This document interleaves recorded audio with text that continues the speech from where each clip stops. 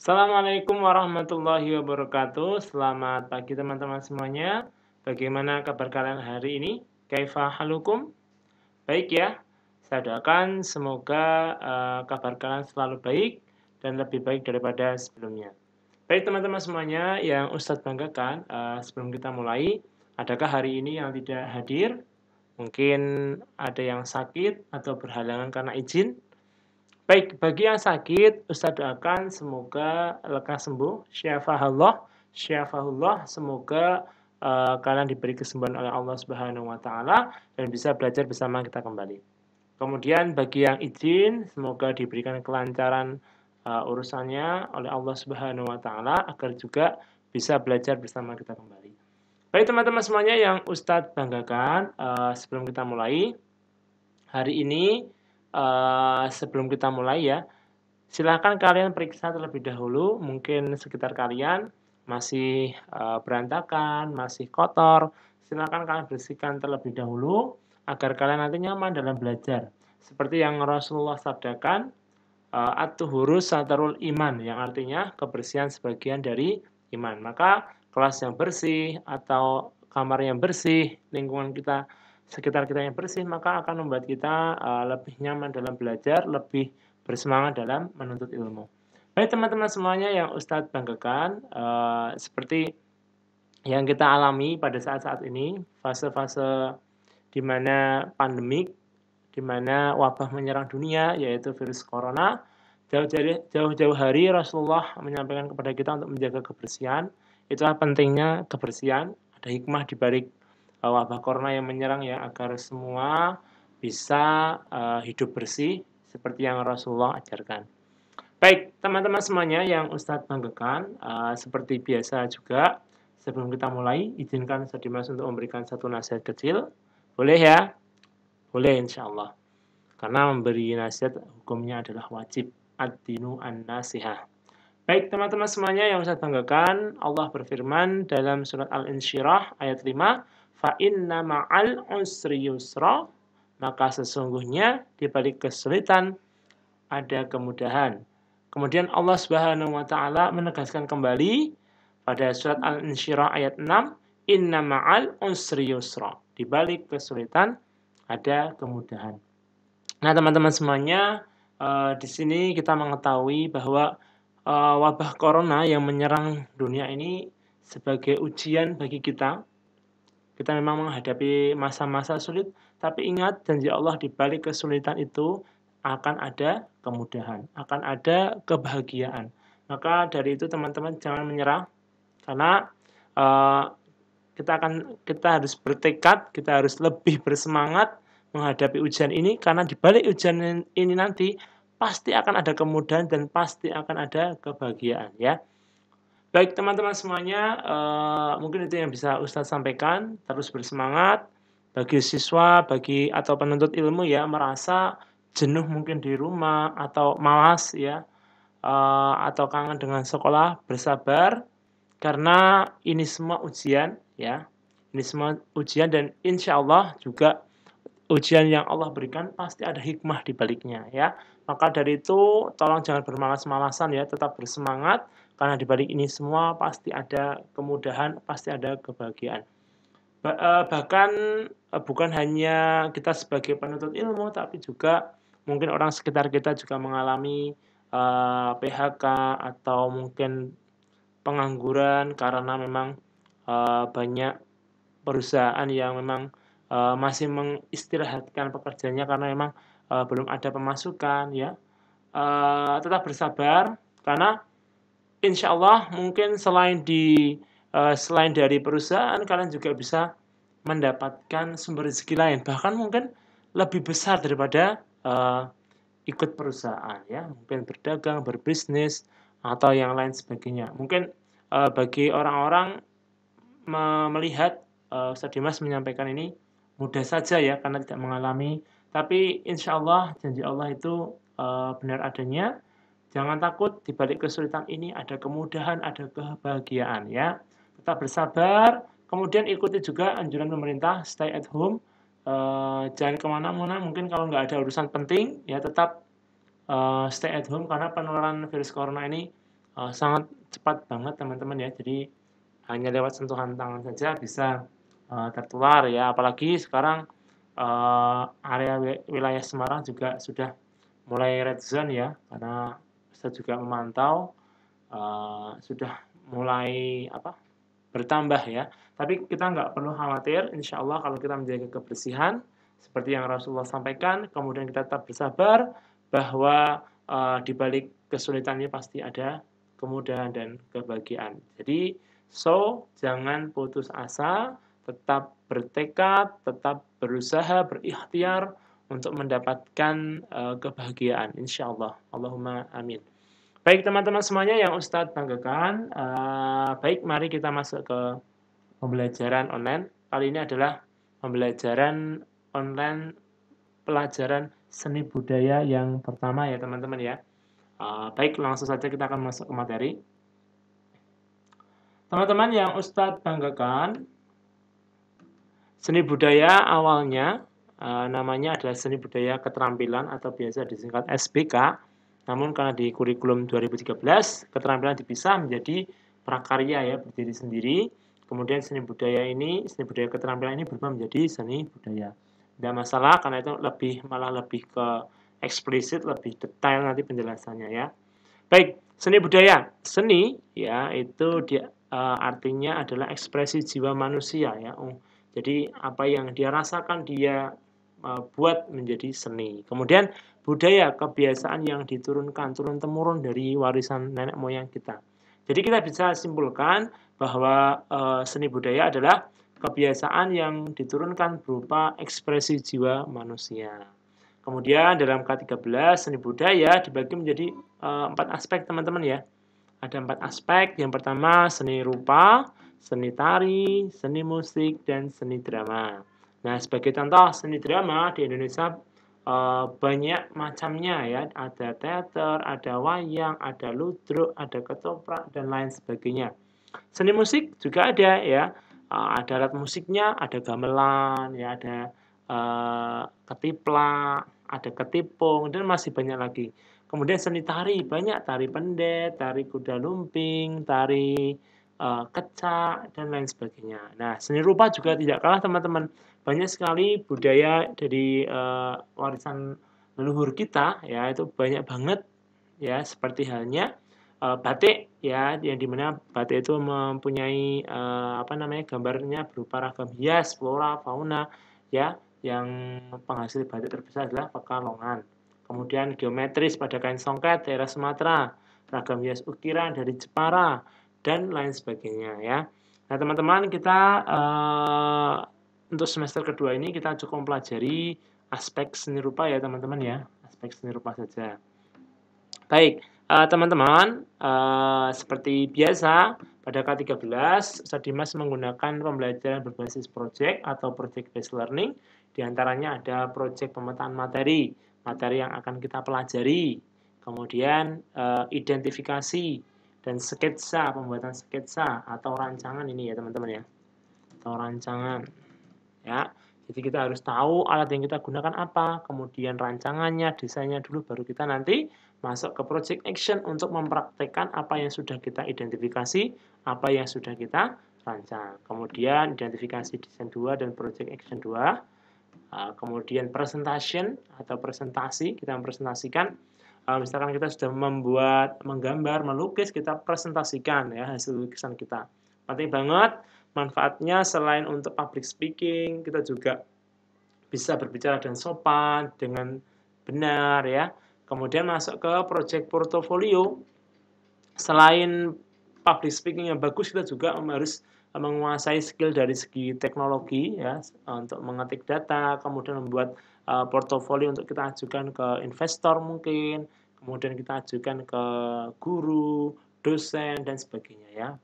Kemudian project examination atau ulangan harian atau ujian, di mana seluruh proyek-proyek yang kita lakukan, yang kita laksanakan, nanti kita akan diujikan, kita akan dicek untuk teorinya ya teman-teman ya, maupun keterampilan yang sudah kita lakukan ya. Baik teman-teman semuanya yang Ustadz banggakan ya,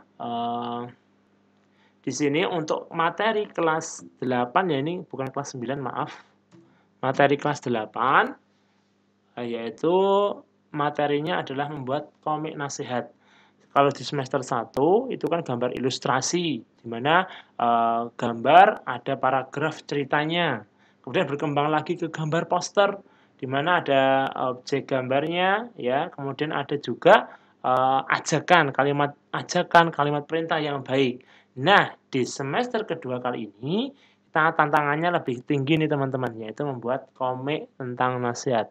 Namun pembuatan komik pada kelas 8 itu juga harus mematuhi unsur-unsur syar'i ya. Jadi apa saja sih unsur-unsur syar'i? Nah, pasti kalian lebih paham daripada saya Dimas. Ya, kalau manusia itu jangan sampai terlihat matanya. Nah, kemudian kalaupun memang ingin perlihatkan, boleh kalian gunakan apa namanya yang lain ya, misalkan menggunakan bentuk pensil. Nah, pensil boleh tuh dibuat berbicara, misalkan ya pensil bentuknya bukan manusia, bukan hewan, tapi makhluk imajinatif. Bukan makhluk ya, maksudnya benda imajinatif. Nah, itu enggak masalah ya. Jadi ada pensil, yang kemudian apalagi ya macamnya. Atau memang kalau kalian memang ingin membuat manusia, ingat unsur-unsur syar'inya ya. Jadi jangan menggunakan mata, kemudian jangan full penuh tubuhnya. Jadi mungkin setengah badan saja ya, setengah badan tanpa mata. Kemudian juga apa namanya, yang mengandung unsur-unsur nasihat ya. Karena meskipun kita membuat komik, tapi juga kita bisa sekaligus berdakwah ya teman-teman ya, berdakwah kepada khalayak ramai. Kita juga memberikan nasihat yang baik ya. Oke, sebelum kita masuk ke pembelajaran berikutnya, kalian harus tahu dulu proyek pemetaan materi ini kita berdasarkan dari Dinas Pendidikan, dari pemerintah. Jadi kalian harus mencatat terlebih dahulu materi untuk kelas 8 semester 2. Baik, silakan kalian catat terlebih dahulu KI dan KD-nya. Kalian bisa pause dulu ya, kalian bisa pause pada video ini, kemudian kalian bisa catat di buku catatan ya. Baik, teman-teman langsung saja ya, kalian belum mencatatnya. Pertama, KI-nya, kompetensi inti, mengolah, menyaji, menalar dalam ranah konkret dan ranah abstrak sesuai dengan yang dipelajari di sekolah dan sumber lain yang sama dalam sudut pandang teori. Jadi kita nggak terbatas hanya di buku paket saja, tapi kalian bisa menggunakan sumber-sumber yang lain ya, seperti halnya internet, kemudian website, penyedia informasi yang sesuai tentunya ya dalam sudut pandang teori. Nah, untuk semester kedua ini, kalian masuk ke KD kompetensi dasar 4.4, yaitu menggambar komik dengan berbagai teknik ya pada semester 2. Nah, membuat komik dengan nasihat ya. Silakan kalian pause dulu, kalian catat di buku catatan ya. Kalau sudah, kita masuk lagi ke sini. Nah, teman-teman semuanya, untuk pertemuan kali ini kita akan masuk ke dua proyek ya. Yang pertama adalah proyek pemetaan materi, yang kedua adalah proyek identifikasi dan pembuatan rancangan. Nah, pemetaan materi ya tadi ya KIKD, kemudian masuk ke proyek identifikasi, silakan kalian tulis, identifikasikan alat, manfaat alat tersebut, gambar alatnya, banyak sekali, pensil, penggaris, ya. Kemudian medianya apa? Medianya kertas gambar ya, kertas gambar A3. Ustaz minta tolong kertas gambar A3, nanti kalian buat sisi kanan sisi kirinya 2 cm enggak apa-apa, atas bawah kanan kiri ya. Kemudian baru buat panelnya. Nah, sebelum kalian masuk ke pembuatan panel atau gambarnya, silakan kalian buat terlebih dahulu rancangan ceritanya. Rancangan ceritanya berupa apa? Cerita pendek atau cerpen. Jadi sebelum pembuatan komik ada panel-panelnya, kalian buat ceritanya dulu. Mungkin cerita terkait dengan pandemik seperti sekarang atau teknologi yang sangat membantu untuk menghubungkan yang jauh menjadi dekat ya. Buat sesimpel mungkin ya, karena itu cerita pendek. Karena materi kita yaitu pembuatan komik nasihat dalam arti di sini adalah komik stripping atau komik pendek, komik putus-putus ya. Baik, saya akan berikan langsung contohnya teman-teman di sini. Nanti kalian akan membuat komik stripping seperti ini ya. Jadi ada 4 panel. Nah, ini namanya panel, kotaan dalam komik ini namanya panel. Ada 4 panel, 1, 2, 3, 4. Ini 4 panel, dan ini stripping langsung tamat ya. Ini ada nih, ini apa ini namanya? Nah, ini juga ada seperti ini juga komiknya. Ini juga stripping ya, pendek. Kemudian maknanya tersampaikan ya. Ini juga. Jadi panelnya boleh 4, boleh 6. Ini adalah contoh komik-komik stripping ya. Boleh aja kalian cari di internet. Keywordnya adalah contoh komik strip ya, contoh komik strip atau komik pendek. Nah, kemudian contoh dari panelnya seperti ini ya. Kalian bisa menggunakan 4 panel seperti ini atau 5 panel atau berbentuk vertikal seperti ini ya.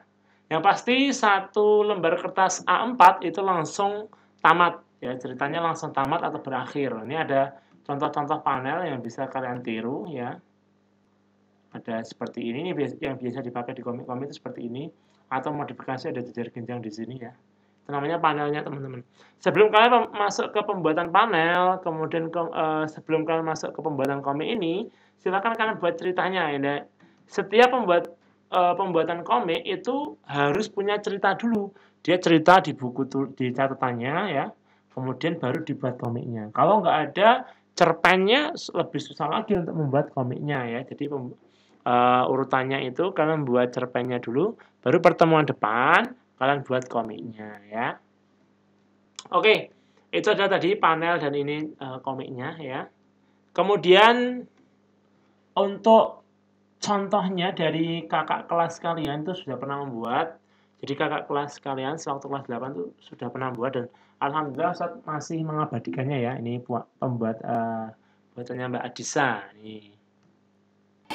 Baik, selamat pagi teman-teman semuanya. Pagi hari ini kita belajar. Ya, baik, selamat pagi. Kenapa? Di sini ada gadis berhijab tapi tidak ada matanya, ini juga ya. Tapi dia punya karakter sendiri. Yang satu berhijab, yang satu tanpa hijab. Ya, ini punya karakter sendiri ya. Teman-teman semuanya belajar membuat masuk ke sebentar. Pembuatan komik oleh Marnya. Kemudian, nah ini punya siapa ya? Ini gimana?